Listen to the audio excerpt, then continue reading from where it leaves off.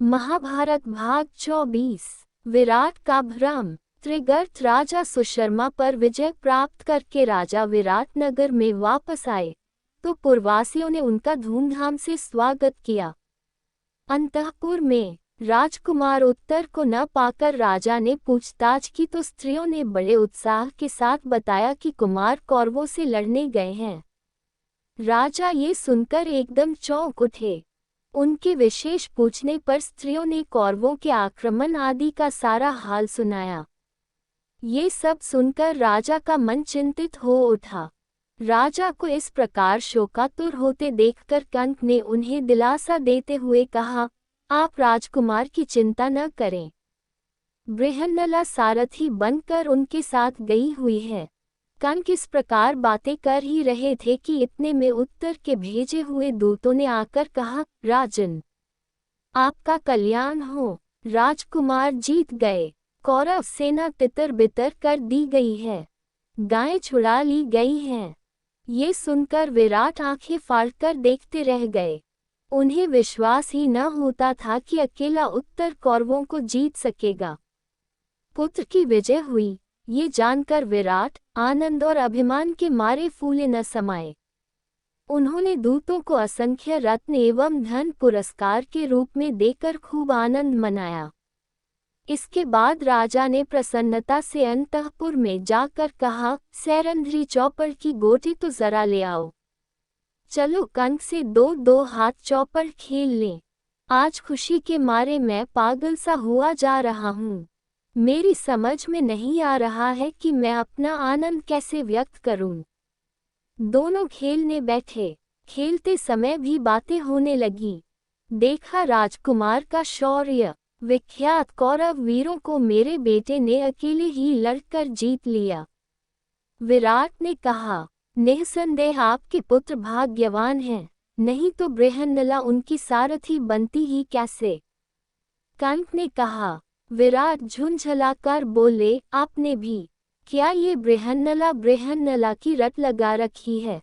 मैं अपने कुमार की विजय की बात कर रहा हूँ और आप उसके सारथी की बड़ाई करने लगे।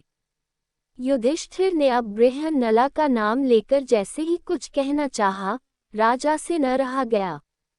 अपने हाथ का पासा युधिष्ठिर कंस के मुंह पर दे मारा।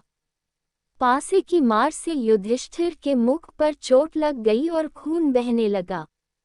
इतने में द्वारपाल ने आकर खबर दी कि राजकुमार उत्तर बृहन्नला के साथ द्वार पर खड़े हैं। राजा से भेंट करना चाहते हैं। सुनते ही विराट जल्दी से उठकर बोले, आने दो, आने दो। कंस ने इशारे से द्वारपाल को कहा कि सिर्फ राजकुमार को लाओ, बृहन्नला को नहीं। युधिष्ठिर को भय था कि कहीं राजा के हाथों उनको जो चोट लगी है, उसे देखकर अर्जुन गुस्से में कोई गड़बड़ी न कर दे। यही सोच उन्होंने द्वारपाल को ऐसा आदेश दिया। राजकुमार उत्तर ने प्रवेश करके पहले अपने पिता को नमस्कार किया।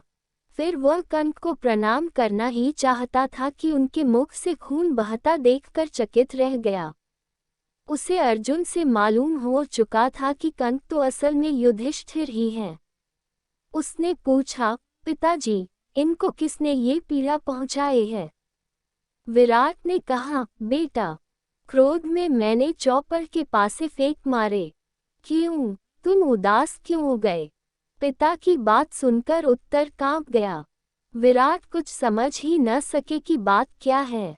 उत्तर ने आग्रह किया तो उन्होंने कंस के पांव पकड़कर क्षमा याचना की। इसके बाद उत्तर को गले लगा लिया और बोले, बेटा, बड़े वीर हो तुम। उत्तर ने कहा, पिताजी, मैंने कोई सेना नहीं हराई। मैं तो लड़ा भी नहीं। बड़ी उत्कंठा के साथ राजा ने पूछा, कौन था वह वीर, कहाँ है वह, बुला लाओ उसे। राजकुमार ने कहा, पिताजी, मेरा विश्वास है कि आज या कल वह अवश्य प्रकट होंगे। थोड़ी देर तक तो पांडवों ने सोचा कि अब ज्यादा विवाद करना और अपने को छिपाए रखना ठीक नहीं है। ये सोचकर अर्जुन ने पहले राजा विराट को और बाद में सारी सभा को अपना असली परिचय दे दिया। लोगों के आश्चर्य और आनंद का ठिकाना न रहा। सभा में कोलाहल मच गया। राजा विराट का हृदय कृतज्ञता, आनंद और आश्चर्य से तरंगित हो उठा। विराट ने कुछ सोचने के बाद अर्जुन से आग्रह किया कि आप राजकन्या उत्तरा से ब्याह कर लें। अर्जुन ने कहा, राजन, आपकी कन्या को मैं नाच और गाना सिखाता रहा हूँ। मेरे लिए वह बेटी के समान है। इस कारण यह उचित नहीं है कि मैं उसके साथ ब्याह करूं। हाँ, यदि आपकी इच्छा हो तो मेरे पुत्र अभिमन्यु के साथ उसका ब्याह हो जाए। राजा विराट ने यह बात मान ली। इसके कुछ समय बाद दुर्योधन के दूतों ने आकर युधिष्ठिर से कहा, कुंती पुत्र महाराज दुर्योधन ने हमें आपके पास भेजा है।